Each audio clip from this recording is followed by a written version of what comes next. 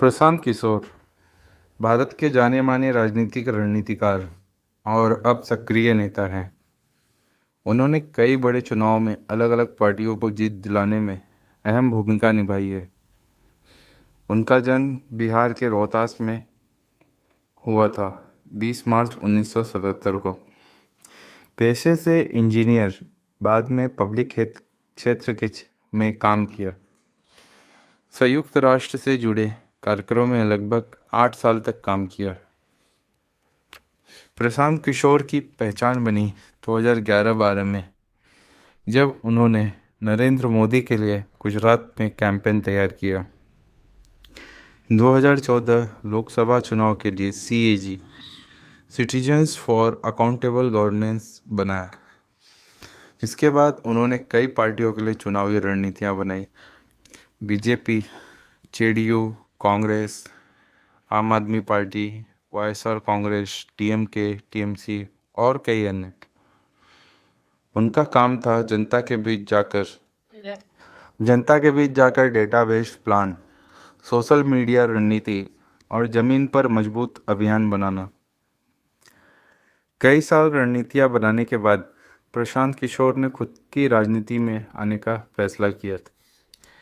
उन्होंने 2024 में अपनी पार्टी बनाई, जन स्वराज पार्टी। बिहार में 3000 किलोमीटर से भी ज़्यादा का पद यात्रा निकाला। उन्होंने खुद 2025 का चुनाव नहीं लड़ा बिहार में, बल्कि अपने संगठन पर ध्यान दिया। उनका मानना है कि राजनीति केवल चुनाव जीतने का खेल नहीं है। वे शासन, शिक्षा, स्वास्थ्य और जन भागीदारी पर जोर देते हैं। उनका स्लोगन जनता का सुशासन, जन स्वराज। बिहार में प्रशांत किशोर का प्रदर्शन काफ़ी ज़्यादा निराशाजनक रहा। खास आंकड़ों और विश्लेषण की दृष्टि से काफ़ी निराशाजनक। बिहार में पीके ने एक भी सीट नहीं जीती। 2025 के बिहार विधानसभा चुनाव में उनकी पार्टी ने लगभग 238 सीटों पर चुनाव लड़ा, लेकिन एक भी सीट नहीं जीत पाई। शुरुआती काउंटिंग में कुछ जगहों पर बढ़त थी, लेकिन बाद में सब पर पिछड़ गए। उनकी पार्टी का जो कुल वोट शेयर था 2 से 3% के आसपास आया, जो बहुत कम माना जाता है। यह दर्शाता है कि जनस्वराज की लोकप्रियता मंच पर भले हो, लेकिन वोट में वह अधिक स्तर तक असर नहीं ला सके। विश्लेषकों के अनुसार जेएसपी की अभियान रणनीति मैसेजिंग तो बहुत ही बढ़िया थी, ग्राउंड संगठन लेकिन उतना मजबूत नहीं था। पार्टी की कैडर मोटिवेशन और स्थानीय नेतृत्व में भी काफ़ी बड़ी दिक्कत दिखाई दे रही है। साथ ही उनकी विकास केंद्रित गवर्नेंस, रोजगार, शिक्षा नीति अच्छी है, लेकिन बिहार में वोटिंग में जातिगत पहचान अभी भी एक बहुत बड़ा फैक्टर है, और पीके की पार्टी उस पहचान आधारित गठबंधन को पूरी तरह नहीं बना पाई। दिलचस्प बात यह है कि पीके ने चुनाव से पहले कहा था कि अगर उनकी पार्टी सत्ता में नहीं आती है तो शायद वो 10 से भी कम सीटें ले आए, या फिर बहुत बड़ी जीत हो सकती है, 150 से भी ज़्यादा सीटें। नतीजों में उनकी भविष्यवाणी के निचले अनुमान की ही वास्तविकता बन गई। फ्लॉप जैसा परिणाम, क्योंकि उन्होंने 0 सीटें हासिल की।